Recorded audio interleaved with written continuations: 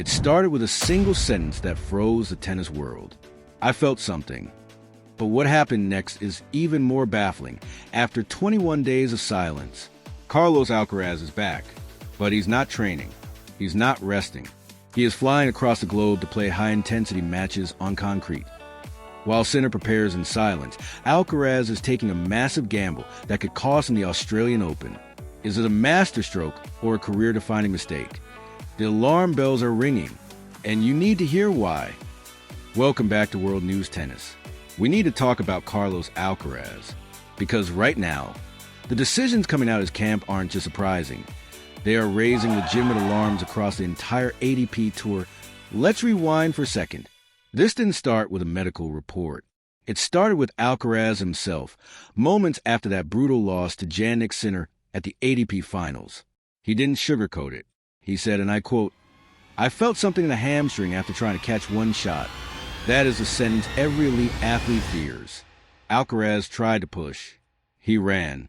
He slid. But his body screamed, "Enough!" And afterward, he admitted the terrifying reality. It wasn't just the pain. It was the doubt. He confessed that thoughts were in his head, hesitation about whether he could make those explosive, superhuman movements he's famous for. Then silence. For 21 days, Carlos Alcaraz vanished. No training videos. No practice sessions. Just recovery. The world assumed he was healing, taking it slow, maybe even skipping the start of the season to be safe, that we were wrong. Instead of easing back into a controlled preseason, Alcaraz has announced a comeback plan that is frankly aggressive. He is returning through exhibition matches, and not just a light hit around. We are talking back-to-back matches in the United States. Here's a schedule that has insiders worried. First, he lands in New Jersey to face Frances Tiafoe, a physical, crowd-driven player who treats every match like a gladiator fight. Less than 24 hours later, he's in Miami playing Joao Fonseca.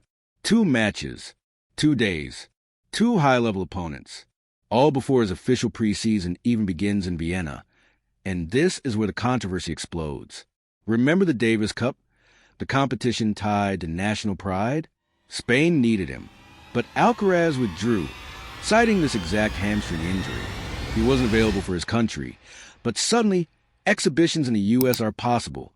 Fans are asking the question loud and clear.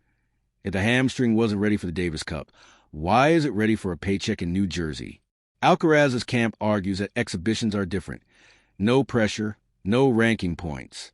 But let's be real. Muscles do not care about ranking points. A sprint is a sprint. A tear doesn't check the prize money before it happens. Alcaraz's game is built on violence. Explosive speed, sudden stops, lateral slides. He doesn't know how to play half speed. And there is a financial layer here we cannot ignore. Because of the ATP's new bonus system, Alcaraz lost millions of dollars this year because he missed mandatory Masters events. How do you make that back? Guaranteed appearance fees at exhibitions. It's a quiet incentive structure. Miss the Masters, lose the bonus. Grind the exhibitions to recover the cash. But is the money worth the risk? December 13th marks the start of his real training. But the biggest red flag is what happens in January. Host, just 8 days before the Australian Open, the most physically grueling slam of the year, Alcaraz is scheduled to fly to South Korea to play Jannik Sinner. This is a friendly. This is the biggest rivalry in the sport, exported internationally, right before the main event. Alcaraz is choosing exposure over isolation. Host, look at the contrast. Across the net, Jannik Sinner's preseason has been a ghost town. Silence, control, stability. While Alcaraz is courtside at NBA games and shaking hands with Messi in Miami, Sinner is in the lab, minimizing variables. Melbourne is unforgiving. Extreme heat. 5 sets. Survival mode. If Alcaraz's hamstring has even 1% of doubt, the Australian Open will expose it. This tournament is the missing piece. The only major he hasn't won. The pressure is already suffocating. Alcaraz insists he feels good. He refuses to use the injury as an excuse. That mindset is admirable, but confidence doesn't heal muscle fibers. Only time does. And right now, time is the one thing Carlos Alcaraz seems unwilling to give himself. Is this a brilliant way to test his body under fire? Or is he walking into a trap that could ruin his 2026 season before it even starts? The world is watching, and the margin for error is zero. What do you think?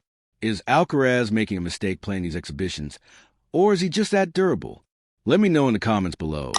And if you want the unfiltered truth about the ATP Tour, no hype, just facts, hit that subscribe button on World News Tennis right now. We'll see you at the next match.